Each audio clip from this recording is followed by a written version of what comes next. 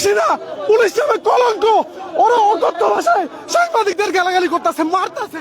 এই যে দেখেন ভিডিও কি করছে আমাকে, এই যে দেখেন আমার পায়েও অনেকগুলো বাড়ি দিয়েছে। এইখানে বাস থেকে নামায়া যাত্রীদের পেটাচ্ছে পুলিশ, তার নিউজ আমরা কভারেজ করে আমাদের উপর হামলা।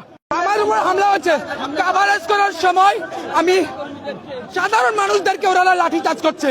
সাধারণ পথচারী রাস্তাতে যাচ্ছে, রিক্সা থেকে নামায়া আমরা লক্ষ্য করেছি যে এখানে যারা বাইক ড্রাইভ করতো তাদেরকে ধরে মারছে।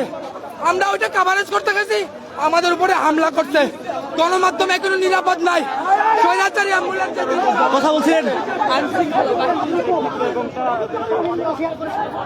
কথা বলছিলেন মাই টিভির সাংবাদিক এবং এই মুহূর্তে কিন্তু সমস্ত সাংবাদিকরা উত্তপ্ত হয়ে উঠেছে। সমস্ত সাংবাদিকদের উপরে কিন্তু পুলিশ হামলা করেছে, সাংবাদিকদের উপরে হামলা করেছে পুলিশ। আরে ওরা কোন পুলিশই না, পুলিশ নামে কলঙ্ক। ওরা অকথ্য ভাষায় সাংবাদিকদের গালাগালি করতেছে, মারতেছে। এটা কোন রাষ্ট্রের সাংবাদিকদের উপর সাংবাদিকদের মারতেছে। আপনি বুঝেন, সামনে নির্বাচন, মাত্র 6 দিন বাকি। এখন সাংবাদিকদের উপর হামলা হচ্ছে। আমরা কি কাউকে গায়ে হাত তুলছি? আমরা তো নিউজে আসছি, আমাদেরকে কেন মারলো? কেন গণমাধ্যম কর্মীদের উপরে?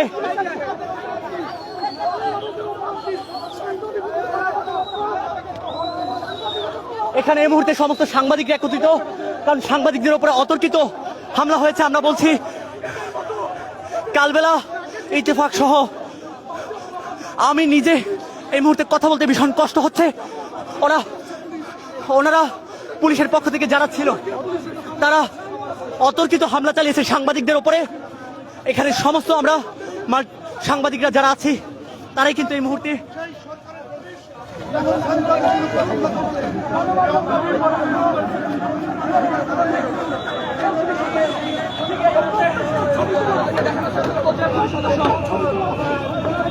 আমরা দেখানোর চেষ্টা করছি সেই সকল পুলিশ সদস্যদের যারা 24-এর আন্দোলনের পর বাংলাদেশে দাঁড়িয়ে সাংবাদিকদের উপরে হাত তুলেছে।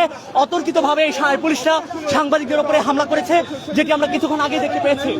এবং একই সাথে তারা আর কয়েকদিন পরে জাতীয় নির্বাচন, দেশের মানুষের কাছে সাংবাদিকদের প্রশ্ন, জাতীয় নির্বাচনের আগে যদি পুলিশের এহেন আচরণ হয় তাহলে জাতীয় নির্বাচনের সময় সাংবাদিকদের, তাও দেশের গুরুত্বপূর্ণ প্রথম সারির মিডিয়া, কালবেলা ইত্তেফাক সহ দেশের প্রথম সারির মিডিয়ার যারা রয়েছে তাদের উপরে হামলা করেছে পুলিশ। তিনি কিন্তু দুই পক্ষের নিউজ কভারেজে আমাকে কেন মারলো? এইখানে বাস থেকে নামায়া যাত্রীদের পেটাচ্ছে পুলিশ, তার নিউজ আমরা কভারেজ করে আমাদের উপর হামলা। কেন ভাই, কেন? এরা কি পুলিশ? এদের এক একটা দাড়ি উঠে না, বাচ্চা বাচ্চা পোলাপান। এরা পুলিশ? এরা তো পুলিশ না ভাই। এরা ইথিক্সে বুঝে না, সাংবাদিকদের গণহারে পিটাচ্ছে, যা ইচ্ছে তাই বলে গালাগালি করতেছে। হয় ভাই, এটা রাষ্ট্র, বাংলাদেশ তো এমন চাই নাই। 5 আগস্টের পরে আমরা এমন হইলো কেন? আজ ডিসি মাসুদকে যখন প্রশ্ন করেছিলাম যে আপনি আজকের এই হামলার ব্যাপারে কি বলবেন, উনি সাংবাদিকদেরকে তুই তোকারি করেছে, এই বিষয়টা কিভাবে বলবেন? না, ডিসি মাসুদদেরকে আমরা কোনো পুলিশকে তো আগে এরকম দেখিনি। আমরা তো 5 আগস্টের আগে খুব কম দেখেছি সাংবাদিকদের উপর হামলা। এখানে গণহারে সকলে একত্রিত হয়ে সাংবাদিকদের উপর হামলা চালাচ্ছে। কেন ভাই? আমাদের অপরাধ কি? সাংবাদিকতা করা আমাদের অপরাধ? আমরা তো কাউকে মারি নাই, আমরা তো কাউকে বাধা দেই নাই। দুই পক্ষ সংঘর্ষ হয়েছে, আমরা নিউজে আসছি। আমাদেরকে কেন মারা হইল? কেন মারা হইল? ওখানে গণহারে মারা হচ্ছে। আমাকে রীতিমতো ওরা অনেকভাবে মারছে। আমার কিছু ভিডিও ফুটেজ আছে, এই যে দেখেন ভিডিও কি করছে আমাকে, এই যে দেখেন আমার পায়েও অনেকগুলো বাড়ি দিয়েছে। কিন্তু আমি তো নিউজ কভারেজে আছি, আমি তো কোনো আন্দোলনে আসিনি। আমি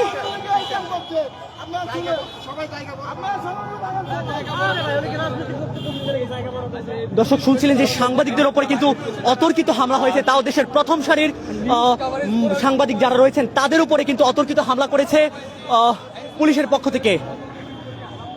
এই বিষয়টি কিন্তু সরাসরি এখানে যত সাংবাদিক আছি তারা সকলে এই মুহূর্তে একত্রিত হয়ে আমরা দেখতে পাচ্ছি আই নিউজের সাংবাদিক যিনি রয়েছেন তিনি কিন্তু মারাত্মকভাবে আহত অবস্থায় আছেন, তাকে পায়ে সহ সারা শরীরে অতর্কিতভাবে পিটিয়েছে। এবং আরো একটি বিষয় জানিয়ে রাখছি, আরেকটু বিষয় জানিয়ে রাখছি যে যেই মুহূর্তে আমরা ফ্লাইওভারের ওপর থেকে অর্থাৎ ফুটওভারের ওপর থেকে নিউজ কভার করছিলাম, তারা আমাদের ওপরে অকথ্য ভাষায় বলছিল যে কেন নিউজ কভার করছি, কেন ভিডিও করা হচ্ছে। এই ভিডিও করার অপরাধে তারা অতর্কিতভাবে সাংবাদিকদের ওপর চড়াও হয়েছে।